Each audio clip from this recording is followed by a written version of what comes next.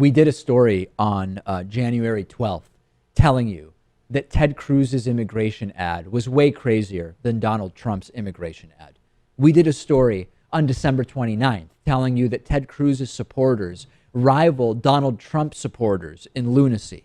We did a story on September 16th telling you that in the early Republican debate, I think it was the second debate, Ted Cruz stood out as particularly disturbing in rhetoric and ideas. And yesterday, after he won the Iowa caucus, I told you that the guy is a real danger to society. I mean, truly incompetent. I want to expand on that just a bit to remind you about how outrageous Ted Cruz is. Let's put up the list. And some of these items I mentioned yesterday, and I want to expand the list. Ted Cruz, as I mentioned earlier today, believes that he was anointed by God to be the president. Okay, that alone should be enough to strike fear into all of our hearts and minds about Ted Cruz. He believes God anointed him. Okay, disaster. Ted Cruz tried blaming those Planned Parenthood murders on a transgender liberal activist. Of course, no evidence whatsoever supporting that.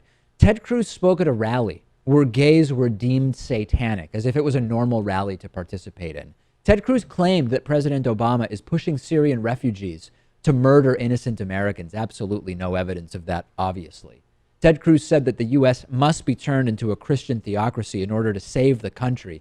He has advocated for ignoring the Supreme Court after they made a decision outlawing bans on same-sex marriage. Ted Cruz boasted about the greatness of renowned racist former Senator Jesse Helms. He is staunchly anti-abortion and works to make it harder to access safe abortions. He wants no path to citizenship for the 11 million undocumented immigrants that are in this country. He wants to carpet bomb Iraq and Syria without doing any damage to innocent civilians, which is, of course, impossible. He wants to repeal the Affordable Care Act with absolutely no plan to replace it. He is one of the worst climate deniers in the Senate today, and he happens to have an A-plus rating from the NRA on gun safety. And as we know, Lewis, if the NRA really likes what you're doing, you're probably doing something very, very wrong. This is an incredibly dangerous candidate. And I know Trump is bad, right? But the entire Trump thing is increasingly a joke. I've said it for months. Donald Trump is not going to be the nominee. Put it out of your minds. It's really a question of Cruz versus Rubio.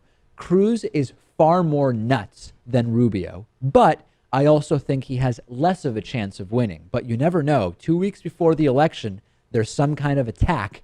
We know who benefits from these attacks. It's the neocons.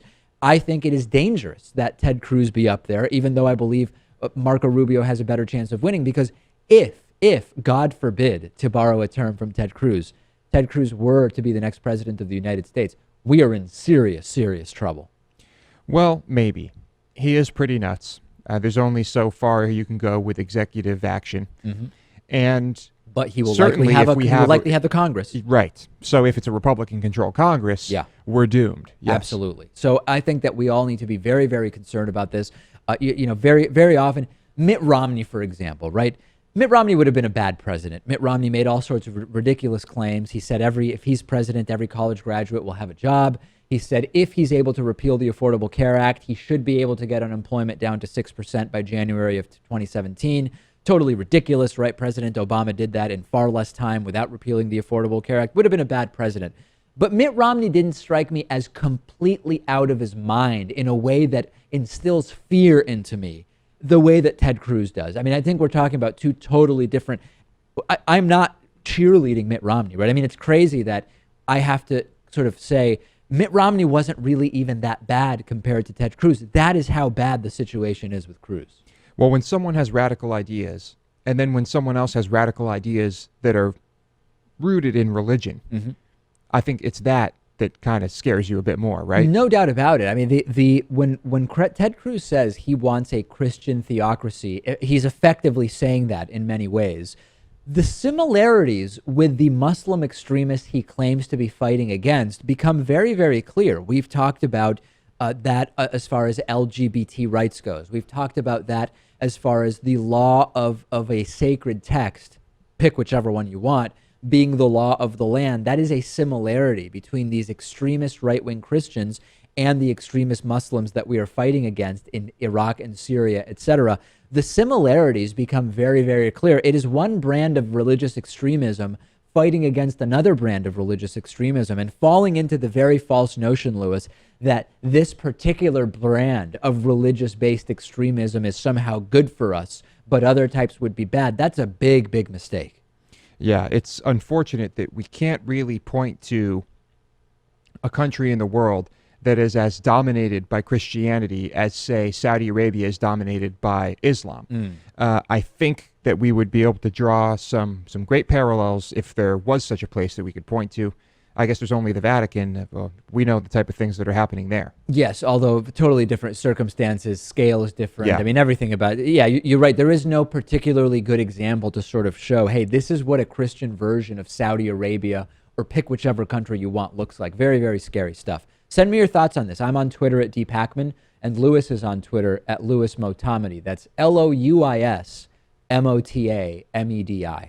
Warby Parker is offering a free 5-day home try-on to give you the opportunity to check out their glasses. I personally wear Warby Parker glasses when I'm not wearing my contact lenses, and I also started with one of these free at-home try-ons of 5 pairs of glasses.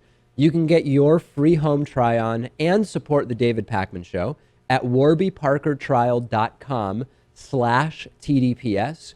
I don't really like going into glasses stores and trying on glasses while the salesperson sort of hovers over me, and I like more than 30 seconds to actually figure out whether I like the glasses. So with the Warby Parker home try-on, I was able to pick 5 pairs that I liked, put them on in the comfort of my own home, pick the one I like the most, and then Warby Parker put my prescription lenses in there for me.